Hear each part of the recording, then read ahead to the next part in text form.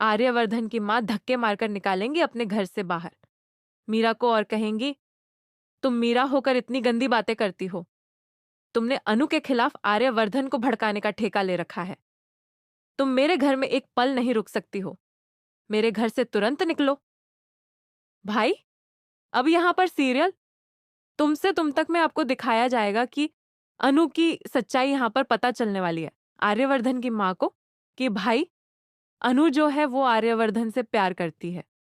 लेकिन जो मीरा है उसने यहाँ पर अनु को पैसे देकर उसका मुंह बंद कर दिया और उसे कह दिया है कि तुम आर्यवर्धन के सामने नहीं आओगी।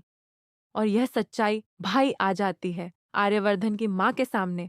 आर्यवर्धन की माँ यह सच जानने के बाद हाथ पकड़कर धक्के मारकर अपने घर से मीरा को बाहर निकालती है और कहती है कि अनु और आर्यवर्धन अगर एक होंगे, अगर उनकी शादी होना चाहती है, तो तुम बीच में रोड़ा क्यों बनती हो। और अब तो मैं वादा करती हूँ खुद से कि मैं अनु को ही अपने घर की बहू बनाऊंगी, क्योंकि अनु से ज्यादा मेरे बेटे आर्यवर्धन को समझने वाला इस दुनिया में कोई भी नहीं है। उसकी पहली पत्नी के जाने के बाद किसी ने भी उसके बारे में नहीं सोचा और उसे जो भी समझ रही है वो है अनु। अब आप देखने वाले हैं कि आर्यवर्धन वहीं पर खड़े होकर ये सारी चीजें सुनकर हैरान हो जाएंगे। आर्यवर्धन मन ही मन सोचेंगे कि माँ ये सब क्या कह रही है। मैं अनु से शादी कैसे कर सकता हूँ? मेरे और उसके एज में कितना ज्यादा डिफरेंस है। भाई, यह सुनने के बाद होश उड़ने वाले हैं किसी और के नहीं बल्कि मीरा के। मीरा जो है वह दंग रह जाती है जब कहती है आर्यवर्धन की माँ कि मैं शादी कराऊंगी तो अनु से ही, अपने आर्यवर्धन की।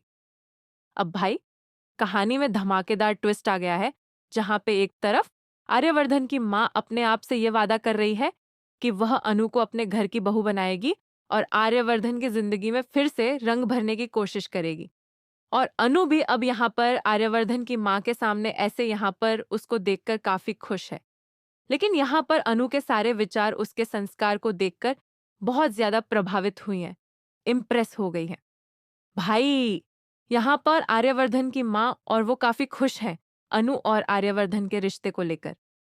यहाँ तक कि वो तो सपने भी देखने लगेंगी कि अनु उनके घर की बहू बनकर आ गई है और यहाँ पर आर्यवर्धन जो है वो घोड़ी पर चढ़कर दूल्हा बनकर पहुंचा है शादी करने के लिए।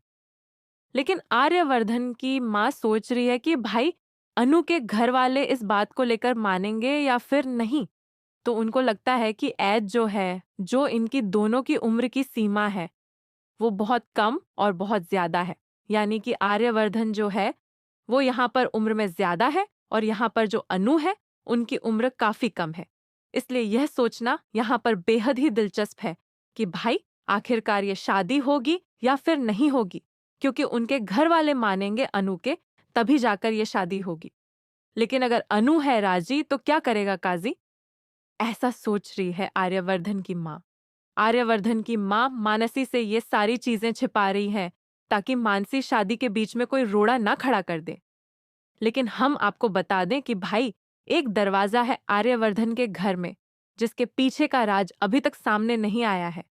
और उस दरवाजे के साथ राज जो है वह पीछे का पीछे सामने तब आएगा जब आर्यवर्धन के घर शादी करके अनु आ जाएंगी।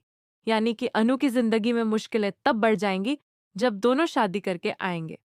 आपने देखा होगा कि जब लव लेटर देने के लिए अनु आर्यवर्धन के पास गई थी, तब यहाँ पर आर्यवर्धन कहता है कि मेरा काम हो गया, मुझे यहाँ आने की क्या जरूरत है।